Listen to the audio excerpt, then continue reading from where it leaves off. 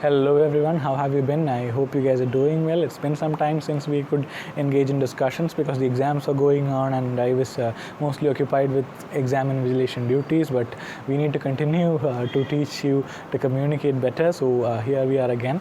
So we have been practicing a bit. We have been engaging in activities which will help you communicate better.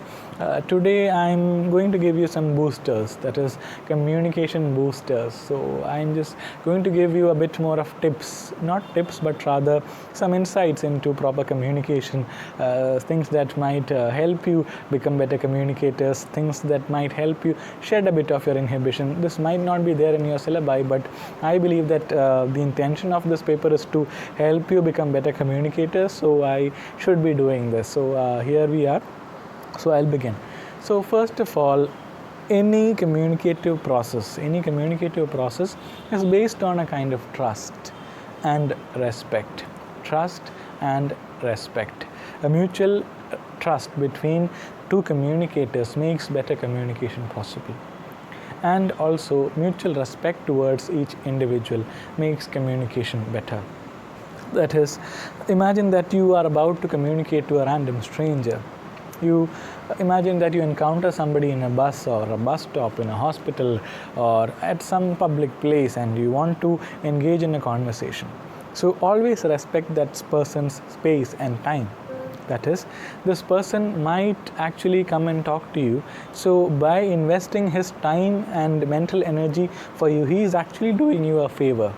So when you're about to begin a communication conversation with somebody random in public, always remember to respect their privacy, respect their space, and respect the kind of time that they're investing for you.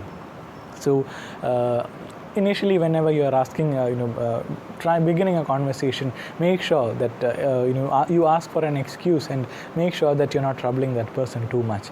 You ask initially whether you can have a bit of their time. That's a very significant sign of respect that you're showing towards that individual. And do not get into, at times we might have to, imagine that you have a quick question to ask about the directions and all, you might have to quickly place your courtesy initially. Excuse me, can I know the direction to this place? And then say that thank you for letting me know.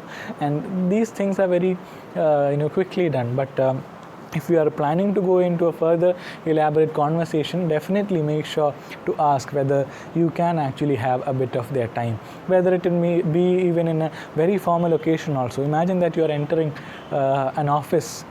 Ask the officer who is in charge whether you can have a bit of their time. If possible, take an appointment first. If you haven't, make sure that you're not troubling that person too much by intervening in his time.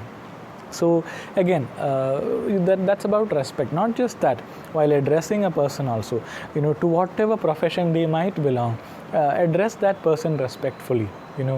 Every profession has its own dignity. So whether it be the bearer in a cafe or whether it be a higher official in your office, whoever it be, give that person certain kind of respects through the kind of addresses that you're giving them. Sir or madam is considered a very respectful address which you can use. In other cases, very casual occasions where you're talking with your friends or people who you are already familiar with, that does not matter as such. But in other occasions, when you're talking at public venues, make sure that you pay respect to that person in addressing that person. And further, always show your courtesy. That is, imagine that they have given you some kind of information which helps you, or they have given you some kind of favor that helps you. Always acknowledge that. Do not just walk away after having your favor. Always acknowledge that. Say thank you for you make sure that you let them know that you appreciate the effort that that person has taken for you.